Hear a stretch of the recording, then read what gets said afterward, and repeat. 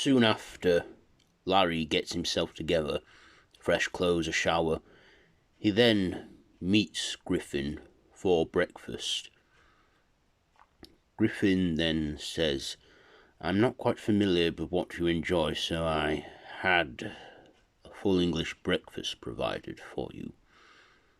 "I'll eat that," said Larry. As they eat, Griffin then says, "So,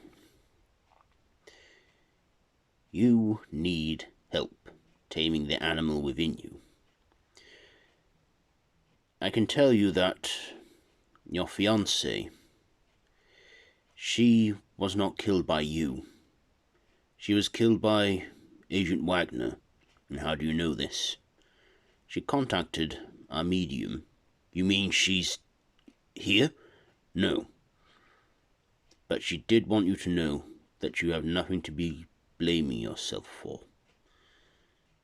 Like I say, you were a puppet, a pawn in Agent Wagner's ordeal." "What the hell is it you people do exactly?" said Larry. Griffin then says, Well, for many years I've worked with this organization. I was recruited in the late 1990s and I was taken in by the director at that time, Mr. Gray. He gave me a good education and provided enough financial cover for me to make something of my life. I got a PhD, and he eventually mentored me to run this place, and I have been for some time. Of course, I am the great-grandson of John Griffin, the great... well, he was a great scientist. Perfected an invisibility formula, but couldn't undo it. But he did find that his invisibility became genetic, handing it down from generation to generation, each of us having a better hold of the invisibility power. My grandfather, I believe, could go invisible whenever, randomly. He didn't have that much of a control. My mother, however, she could make herself invisible at will. I also inherited the abilities and, well, I discovered that I could make objects invisible that I touch, if I focus my mind enough, even the clothing I wear. So, I don't have to, well, be completely naked for my invisibility stuff. Anyway, I'm boring you with the details of my profession. The foundation was formed in 1900 by my great-grandfather Griffin and two others that were out of the natural.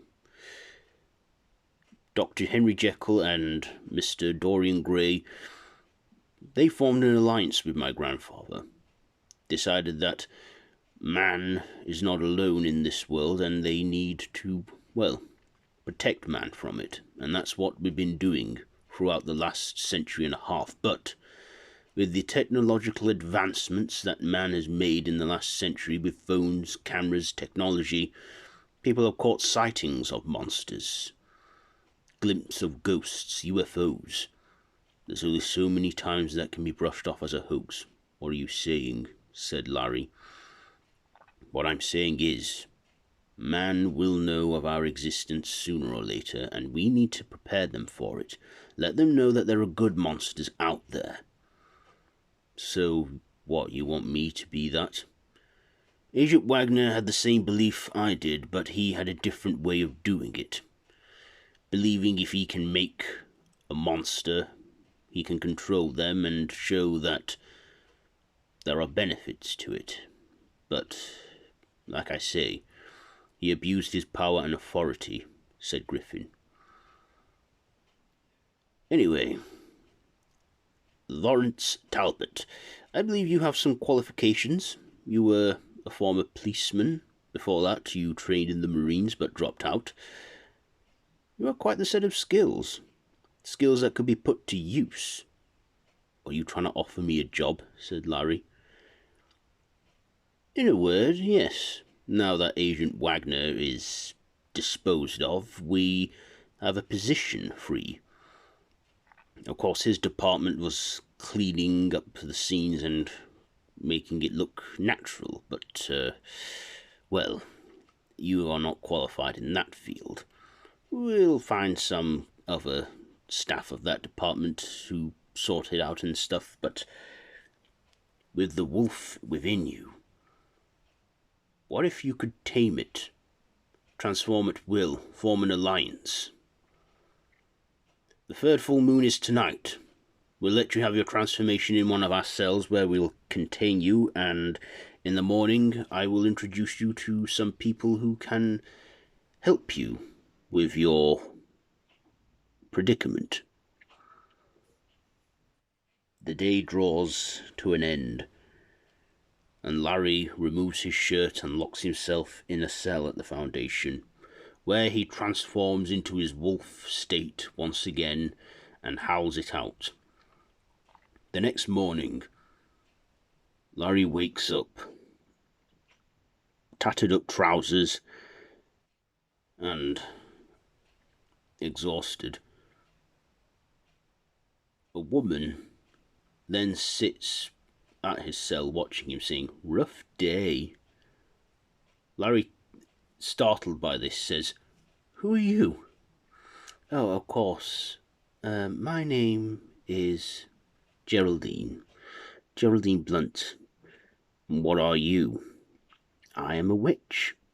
"A witch? Oh, come on." "I thought you would believe such a thing. I was the granddaughter of a gypsy witch, and, well, I'm here to help you control your wolf. Quite a nasty animal, that. He definitely does need taming." "Okay, what the hell are you here for?" "To help you control the wolf." Later, in the middle of the day, after Larry has recovered from his transformation and had a change of clothes and food, the young witch Geraldine sits with him, tells him to close his eyes and picture himself. He then says, "I did this before with Wagner." "Yes, but you're not with Wagner now. You're with me. Learn. Learn." Larry then sees the wolf within his subconscious again. The wolf, vicious, angry. Larry then shouts, "No!" and again says no, saying to the wolf, "This is my body. I control you. You don't control me anymore. The things that I've done." He then tells the wolf this, but the wolf within him pounces, getting into a fight. There he sees Geraldine again, saying, "Come on now. You need to tame this animal. Fight back." "I don't know how." "Yes, you do. What can you do now?" "I can turn at will. You and the wolf are one in the same, aren't you?" "You're right."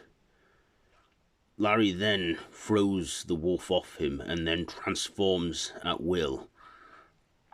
That's when the wolf within him backs down and then cowers. "Well done, Larry. You're learning." "I am." Then, a month later, after Larry has spent an entire month of learning from Geraldine, the full moon arises once again. Larry then looks up at the moon. There Griffin, protected by another room, says to Larry, "Now, control the animal within you. You will still need to transform because you need to let the wolf out, but let that know that you are in control." "I am in control. I am in control. The moment approaches, and Larry begins to turn. He then starts transforming into the wolf, but then says, No, I am in control. You come out when I say. Larry then reverts to his human state, in control of the wolf. He then says to his inner subconscious, good wolf. Griffin then tells him, good, that's good, now reward the beast. Let it out. Are you sure? Yes, I am sure. From under the floor, a goat is presented to him. Let him know that this is his reward for being good. Very well. Larry gives in and turns into his wolf state. He then goes for the goat, but then the wolf stops. That's right, Wolfman, said Griffin. Talbot is controlling you, deep within your mind, because you and Larry are one in the same. Can you hear me, Lawrence? The wolf, growling, then says, I can hear you. good. Now reward your hunger. I'm sorry. You're feeling remorse. That's good. Good. The next night, the same task is repeated. And then on the third night, the same again, only this time, Larry learns to tame the beast and control it, as he and the wolf finally merge to one and have a strong understanding and a bond. Griffin then walks up to the animal, one of the guards saying, Sir, are you sure? I am sure. I think he is tame, I trust him enough. Griffin then approaches the Wolfman, and the wolf then looks and growls, sniffing Griffin before licking his face. Griffin then makes himself invisible, and then the wolf sniffs him out. Griffin then reappears and says, well done, Wolfman. Or should I say, Lawrence? No, I am Wolfman in this form. Okay, Wolfman. Larry then reverts back to his human state, saying, I've done it. I put the brains and the beast together, and now you have the best of both worlds, Griffin. Great work. I think you're ready. Ready, yes. But of course, reward the animal within you. Calls for a celebration, of course. Yeah, I guess it does. Larry then turns back into his wolfman state and then carries on as before. After the third full moon and the next day, Griffin then says, you have shown great progress. But I want you to now tell me, the people you've harmed, because you have harmed some people, Wagner has let you do that. What do you feel now? I don't feel anything. Why don't I feel any remorse? Because that is the dark demon within you. I want you to just feel. Tell me the first thing you feel. What do you feel the urge to do? Larry then says, I'm sorry. You're what? I'm sorry. You think sorry is going to bring these innocents you've killed back? No, but I'm sorry. Griffin then thinks, we've made progress. Larry then sees all the people around him that he's killed, breaking down in tears and saying that he's sorry for everything. One of the spirits, a young boy, approaches Larry, hugs him and says, "I forgive you," before all the spirits fade away. "What just happened?" Griffin then says to him, "The spirits see. They see deep into you that you are a good man. And that you are. I think you're ready now. Ready. I'm putting a team together." "A team?" "Yes. The Monster Squad Initiative." "What is that?" "Well, like I say, man are going to know of the existence of monsters, and we need to let them know that there are good monsters out there. There's this thing that's occurring, an event.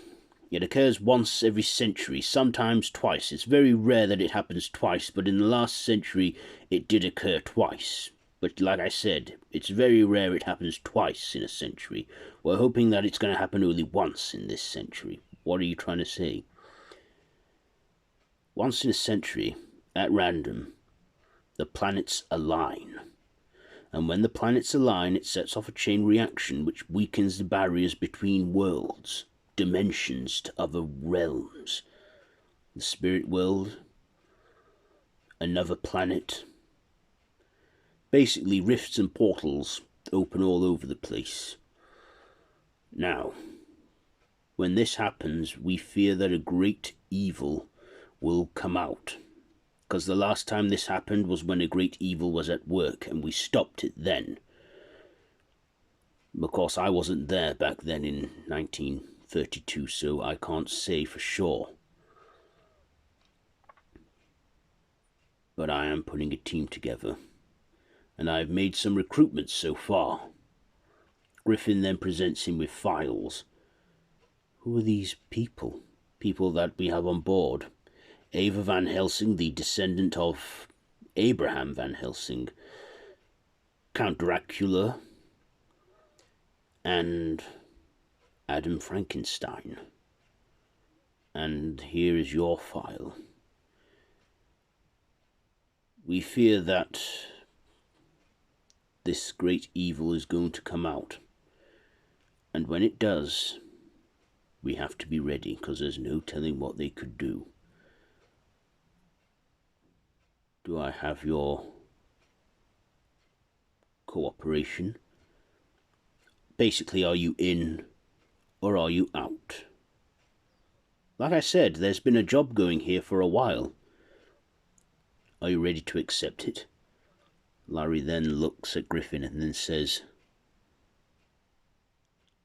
"I do. So what now?" "It's almost time.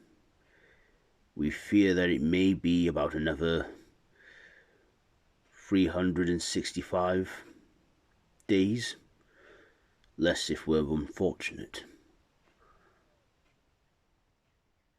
But I'm glad we have you on board for this."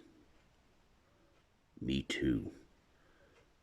And I can control the wolf now, because I am the wolf. So, I'm ready to do this." "Great. A brave new world," said Griffin.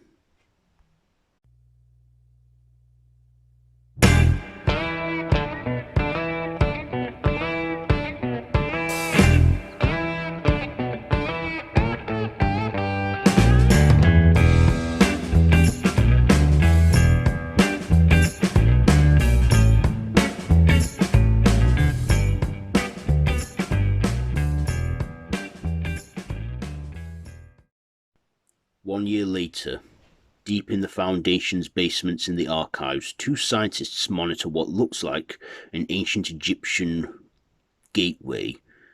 One of them says, "So when was this last active?" Apparently when the planets aligned back in 1932 in Egypt. So, what do you think's inside this portal that's going to come out? I don't know. Let's hope it's good, says another voice. A man then walks out of the darkness, wearing a three-piece grey suit with long shoulder-length dark hair, a moustache and a small triangular chin hair. The two scientists then go, Mr. Grey. Then saying, please, gentlemen, it's Dorian. And I've been fearing it the most, dreading this day. I think Griffin may be right. We can't keep convincing the world that the supernatural is an illusion. And I just hope the barriers weaken again so that we can get him back, depending on how time has moved in the dimension he went in back in 1905. Who, sir? Mr. Hyde? Or Dr. Jekyll if he's reverted. That's even if he is still alive, but... yes. The 21st century is when it all changes. And we have to be ready, said Dorian Gray.